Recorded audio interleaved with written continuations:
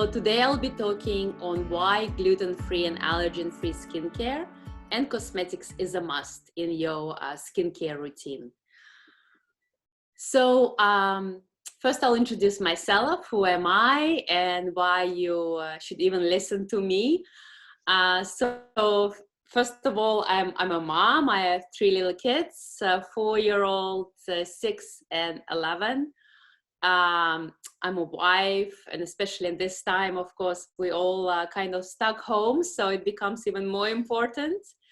I am recently, in the last 2 years, I became an entrepreneur, and I'll talk a little bit more about this. And I'm also a healthcare executive. So my background is I'm a pharmacist, I'm a PharmD, and I also have a PhD in drug development and analytical chemistry. So a little bit about myself. I kind of grew up all over the world. I was born in Russia. I grew up in the Netherlands and I studied there. So all my degrees I obtained there in Amsterdam. I worked in the Netherlands. I worked in the Middle East, in Eastern Europe, in England, and in the US in various pharmaceutical companies in research and development, medical affairs, and ethics and compliance. And 2 years ago, I was diagnosed with gluten intolerance. I had psoriasis my whole life, and really everything I ate and was putting on my skin was bothering me. So then I said, okay, I'm a pharmacist. Let me make my own face creams and face serums that don't contain all of these allergens, but also gluten and all kind of bad things. And it really worked for me. So then I said, okay, let me leave my job and start this company, and which is Epilinks, and to hopefully help a lot of people who do struggle with various allergies, autoimmune disorders, and other just sensitive skin and hormonal disbalances, etc. So that's a little bit about me. So I have a lab here in US. It's in Libertyville. It's just north of Chicago. My husband, who you can see here on the right, is my co-founder. So he's a medical doctor. He's an immuno-oncologist, so cancer specialist. And he's really kind of my sounding board when I'm developing creams and serums and cosmetics. So of course, we look at every ingredient that we put in the skincare, and then I discuss with him how it will affect people with various conditions from the medical perspective. And then I have in the lab, so Eric is one of the people who is working in the lab. He's a pharmacy student in his last year. And we're also opening a men's line, which will be called Bucking Beards, and he'll be the CEO of that. So in the lab, we have mainly pharmacists or to-be pharmacists who are making everything to make sure that it is scientifically designed and also made with quality that we need to see in the skincare and cosmetics that we make. So that's all about the company, and I will really focus on indeed why it is so important to know what is in your skincare and cosmetics and how it affects people in general, but also of course your skin and also possibly your insides, right? So many people in US suffer from allergies and skin disorders. So really gluten issues that's everywhere, right? It's in bread, it's in most of the food that you see in the restaurants. And it's really more than 3 million people in US have celiac disease, which is really, it's an allergy to gluten, where if you ingest gluten, you can get rash all over your body, you get horrible GI, like stomach upset symptoms, and many more things that come with it, especially if you are diagnosed with celiac disease at the young age. Many women can't have children. There are a lot of mental issues. So it's a real disease that we really only saw kind of surfacing and people being diagnosed in the last, I would say, 10 years. And there are more than 18 million people who actually have non-celiac gluten sensitivity like I do. So it's a huge market. 32 million people in US, just in US, have eczema. 20% of children have eczema. More than 8 million people in US have psoriasis, and really more than 50 million people in US just in the last year were diagnosed with different allergies. And there are a lot of, as you are aware, people who have allergies but just don't know what they are and where they come from, and they go from doctor to doctor. So what are the two most common types of skin reactions? So it's really irritation, and you can see it even now when we all wear a mask, like I do have it. I have, it's called contact dermatitis. I have a rash. You see the redness after I wear a mask. So it's really only certain type of masks I can wear. And so also many people. So it's really, irritation can occur to any beauty product. I'm sure you use some new serum on your cream on your face and suddenly you see redness around your eyes, or really it's all blown up. So that's kind of the first reaction that you can see. And the second one is true skin allergy. So it's really allergic contact dermatitis. And it's, as you can see in the images, it's really, it can be quite nasty looking, right? It can be just red around the eyes, for example, but it can also form blisters and pimples and all of that. And usually it's the fragrances and preservatives, so all kind of non-natural substances that really give those allergic contact dermatitis reactions. Here you can see,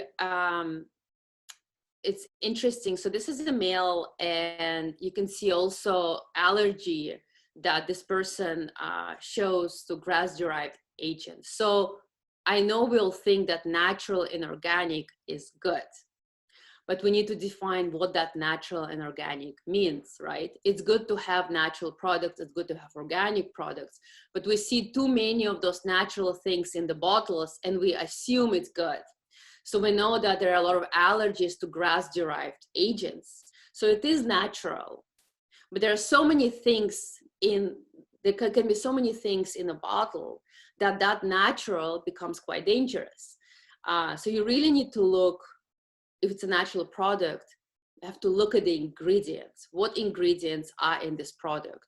Or is it just a mixture of everything that may give a person an allergy or a rash that comes out? So it's very important to look at the ingredients. Again, natural, like I said, doesn't mean safe. You can see a lot of natural oils, and but when you really look at the bottle, it can say just natural oil, but when you really look what's in those natural oils, it can be so many different ingredients that also can cause a lot of allergies and respiratory symptoms, so that people suddenly can't breathe, especially if you have allergies to specific ingredients in those oils that are not labeled, and you don't know exactly what's in that bottle because it's not properly labeled. So again, natural organic doesn't always mean safe, and it's very important to look at the ingredients and what's in the skincare or cosmetics or everything that you put on your skin you're using. So as I said, like natural, not chemical movement is of course good, but again, the ingredients are the most important things. So natural is not always safe, and it can really lead to a lot of allergic reactions. So it is very important to see what you're putting on the skin.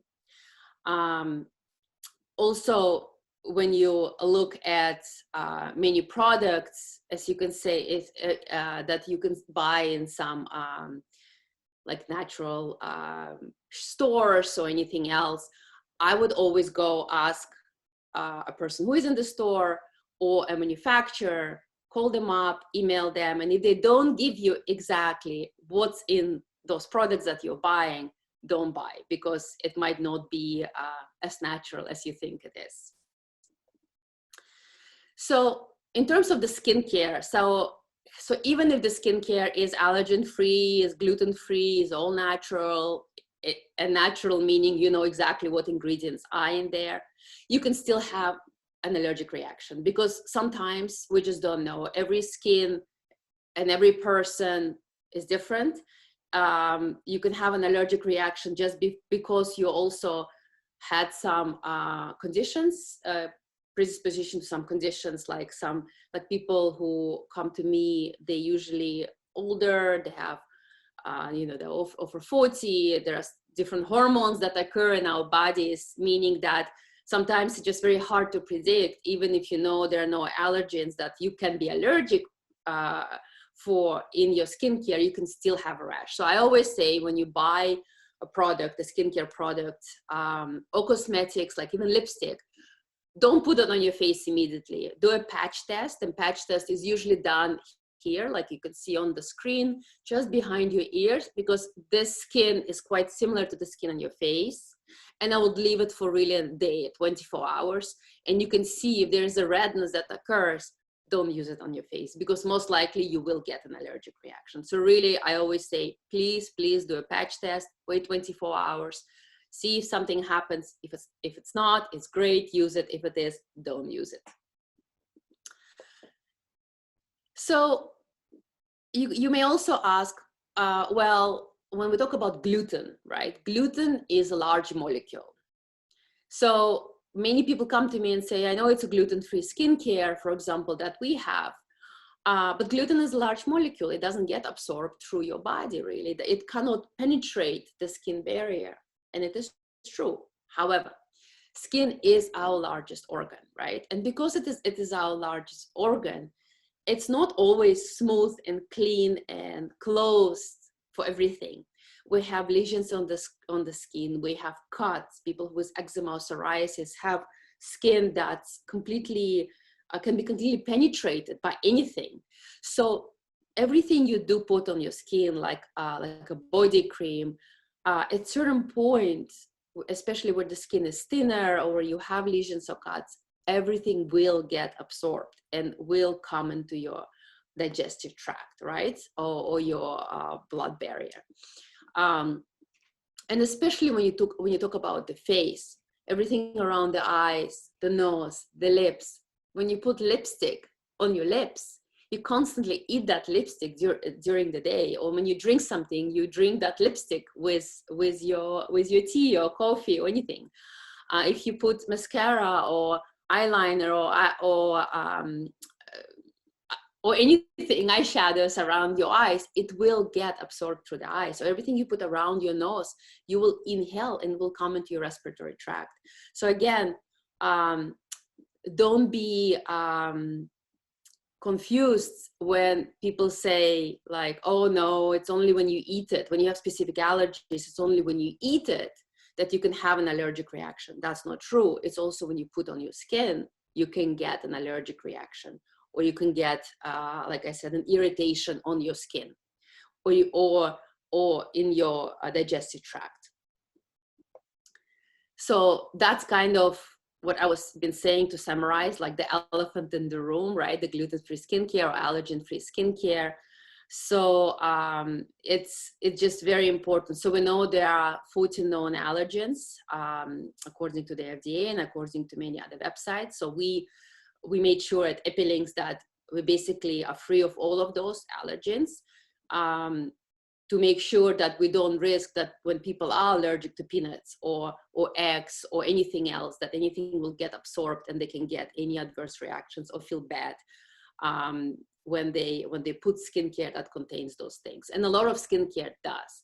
Like when we talk about wheat or gluten, it's the cheapest binding middle. So when you look at your shampoo or conditioner or hand soap or face cream, I can guarantee you it will contain wheat.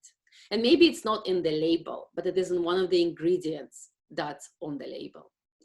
And like I said, yes, gluten molecule is too large to penetrate the skin. However, it can be absorbed through various things, as you can see here in the images. So how about scalp? Because again, many people come to me and say, oh, I have this shampoo and it's really great, but yet I have this burning, and then I have a rash on my face, even though I'm not using any creams. So again, when you use shampoo or conditioners or oils for your scalp, it leaks on your face, right? So yes, you have to look and see what ingredients you are using in your shampoos, conditioners, or anything you put in your hair. That's number one.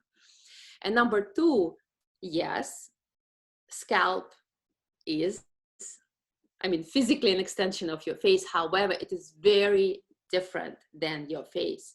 It is actually much more sensitive even, which you might not think it is, but it is. Because so even though scalp skin is the thickest skin of your body, it is filled with blood vessels. It is filled with lots of different things. Like you can see here, the hair follicle goes in, so there is an opening to get in.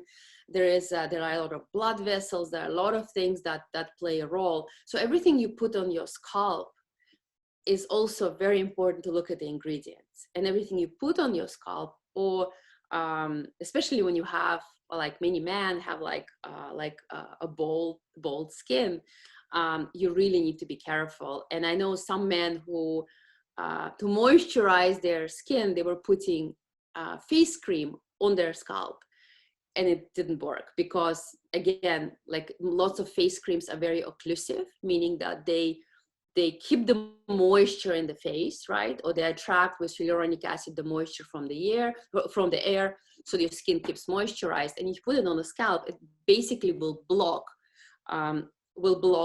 all the little openings here where the hair is coming out, or when there's no hair, you still have those openings. It will block them, so you can't even sweat, and it will feel horrible. So really, also again, be careful what you put on your scalp, especially when you have a balding, kind of balding hair, you know, or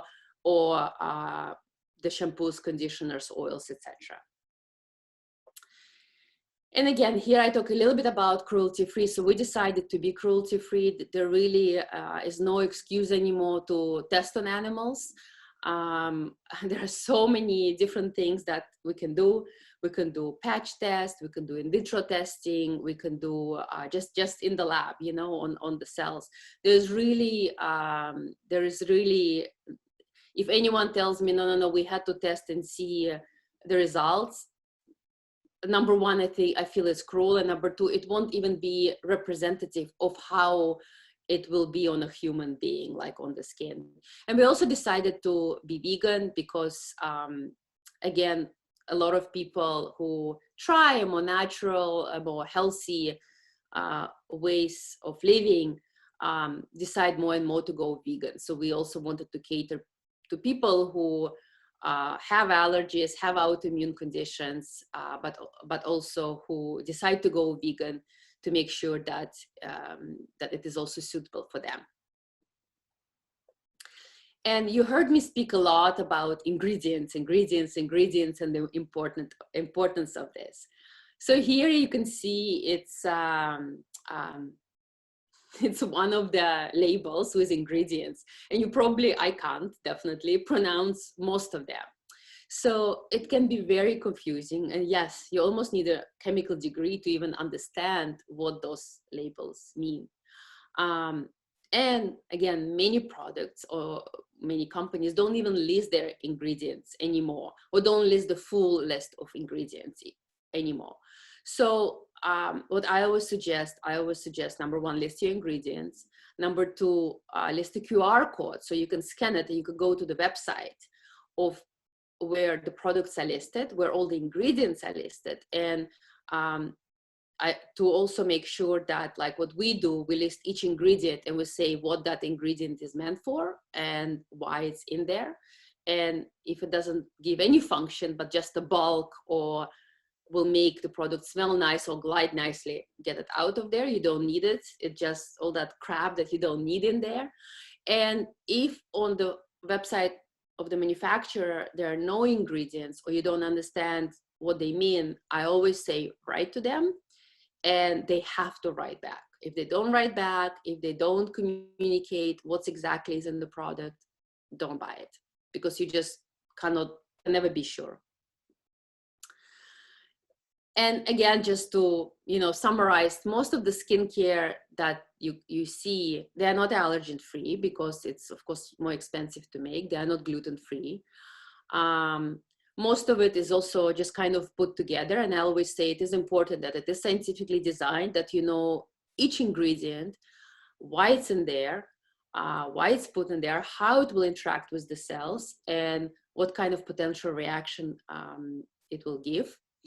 And yes, you know, usually a lot of skincare is made by chemists, but I also say it's important that they're made by healthcare professionals, because chemists can make everything, right? You can make everything. It's like cooking, but it's also important to understand why those ingredients are in there. Like I said, how they will interact with the skin, with every cell in the skin, and if they get absorbed in the body, what effect that will have on your body. So this is really my last slide. That kind of take-home message is read the label with all of its ingredients. Make sure that you understand all the ingredients. Make sure that you get to the manufacturers and ask if you are not clear about something. And only trust ones who do answer you, and where you can really see what you're putting inside and outside your body. Again, natural and organic are great, but it's not always means that it is safe. And again, when you see a lot, it's very trendy to hear clean and natural, clean and safe skincare, or clean beauty. Again, it does not mean that it will be safe and will not give you rash and will do the work that it needs to do. So stay safe, stay healthy, stay beautiful, and visit us. Write to me if you have any questions, and I will definitely make sure we will reply to any questions you might have. Thank you so much.